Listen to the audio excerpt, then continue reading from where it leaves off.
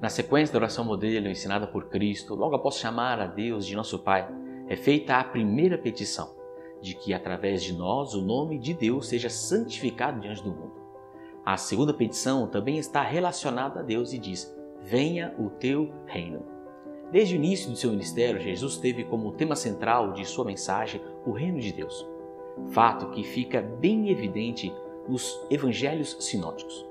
No livro de Marcos, as primeiras palavras de Cristo citadas pelo evangelista se encontram no capítulo 1, verso 15, onde diz: o tempo está cumprido e o reino de Deus está próximo. Arrependei-vos e crede no evangelho. De acordo com o evangelista Mateus, no verso 17 do capítulo 4 de seu livro, o conteúdo do primeiro sermão de Jesus, logo após ser batizado e em seguida ser tentado pelo diabo no deserto, foi: arrependei-vos, porque está próximo o reino dos céus.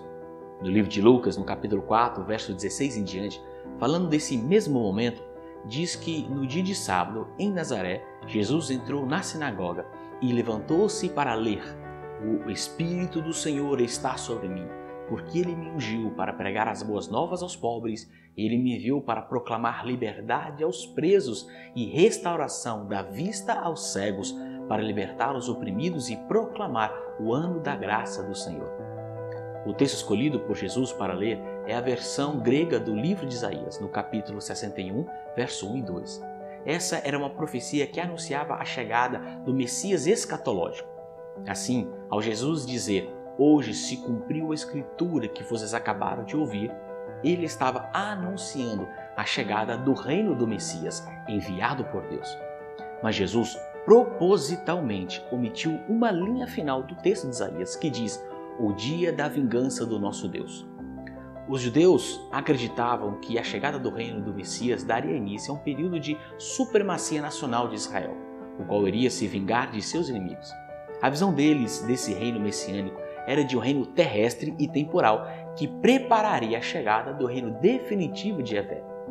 Deste modo, ao Jesus omitir justamente a parte da profecia que eles mais almejavam, estava quebrando suas expectativas com respeito ao tipo de reino que ele veio estabelecer. Assim, nós vemos nesses três evangelhos que Jesus inicia seu ministério anunciando a proximidade do reino de Deus. Durante todo o seu ministério, Jesus pregou sobre o reino de Deus. Ele iniciou muitas de suas parábolas com a frase: o reino de Deus é como... Em Mateus 6,33, Jesus diz: busquem, pois, em primeiro lugar o reino de Deus e sua justiça. Assim, ele ensinava que os cristãos devem dar ao reino o lugar mais importante de suas afeições e fazer dele o grande objetivo da vida. No capítulo 9 de Lucas, quando Jesus enviou os 12 discípulos para evangelizarem, os instruiu a pregar o reino de Deus. Mesmo após sua ressurreição, seu principal tema era o reino, como se vê em Atos 1:3.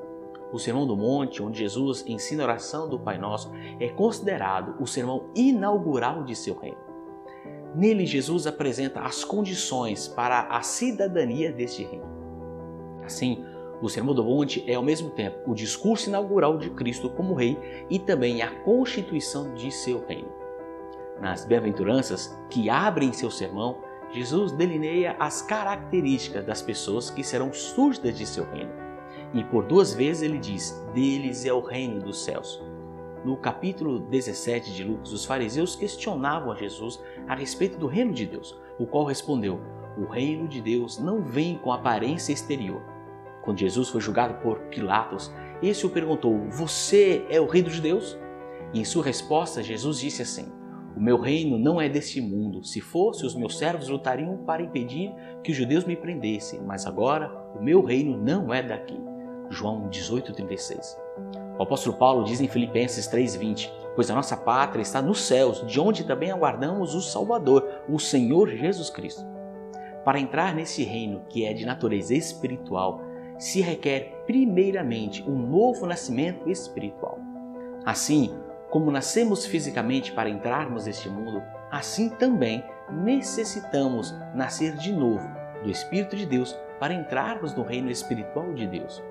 Na conversa entre Jesus e Nicodemos, Cristo afirmou: na verdade te digo que aquele que não nascer da água e do Espírito não pode entrar no reino de Deus. São João 3,5.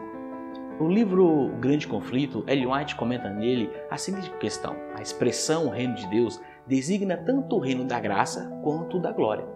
Nesse mesmo livro, a Mensageira do Senhor nos diz o seguinte: o reino da graça foi instituído imediatamente depois da queda do homem. Mediante a fé, os homens podiam tornar-se sujos dos seus. Contudo, não foi efetivamente estabelecido antes da morte de Cristo, quando o Salvador rendeu a vida e em seu último alento clamou: está consumado. Assegurou-se naquele instante o cumprimento do plano da redenção. A promessa de salvação feita ao casal pecador no Éden foi ratificada. O reino da graça, que antes existira pela promessa de Deus, foi então estabelecido. No livro O Maior Discurso de Cristo, ela continua falando sobre isso ao dizer: o reino da graça de Deus está sendo agora estabelecido, visto que corações que têm estado sobrecarregados de pecado e rebelião se rendem à soberania de seu amor. O completo estabelecimento do reino de sua glória, porém, não ocorrerá senão na segunda vinda de Cristo ao mundo. O teólogo D.A. Carson, falando sobre o reino de Deus, diz: em um aspecto já está presente, mas em outro ainda aguarda sua plena consumação futura. Dentro da teologia, isso é conhecido como já e ainda não. A primeira vinda de Cristo inaugura o reino da graça e a segunda vinda de Cristo estabelecerá na terra o reino da glória que é eterno. No livro de Apocalipse, capítulo 5, verso 9 e 10, o apóstolo e profeta João escreveu um cântico ao Cordeiro que ouviu em visão que dizia: com teu sangue compraste para Deus gente de toda tribo, língua, povo e nação. Tu os constituíste reino e sacerdotes para nosso Deus, e eles reinarão sobre a terra. Agostinho diz que na oração do Pai Nosso somos provocados a desejar o reino de Deus para que nos venha e nós nele também reinemos. O reino da graça é uma antecipação do reino da glória. Se eu desejo o estabelecimento na terra do reino da glória, então devo atuar agora na expansão do reino da graça. Se eu clamo pelo reino de Deus, é porque eu me considero cidadão dele. Se sou cidadão do reino de Deus, eu devo viver de acordo com os padrões desse reino.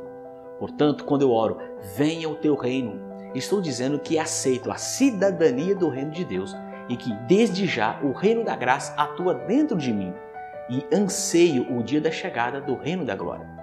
E se agora faço parte desse reino, eu preciso viver de acordo com seus princípios. Já não são mais as leis desse mundo de pecado que me regem a alma, mas as leis eternas de Deus.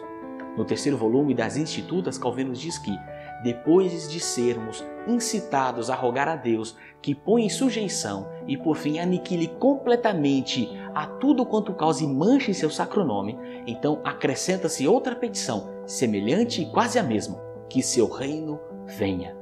Deus reina onde os homens, tanto pela negação de si mesmo, quanto pelo desprezo do mundo e da vida terrena, se submetem à sua justiça a fim de aspirarem à vida celestial. A volta de Cristo a esse mundo e, consequentemente, a chegada do reino da glória é algo garantido nas Escrituras e incondicional ao querer humano.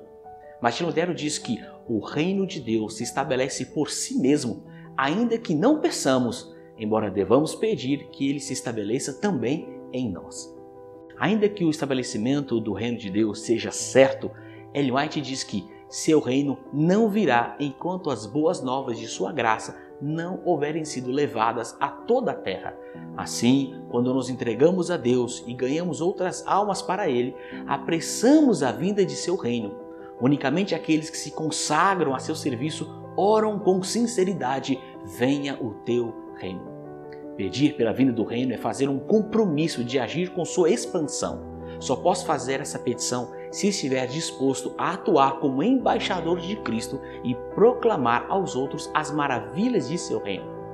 Se você deseja fazer parte desse reino, então primeiro aceite a Jesus como seu Salvador e depois, pela ação do Espírito Santo em sua vida, viva de acordo com a constituição deste novo reino que agora você faz parte.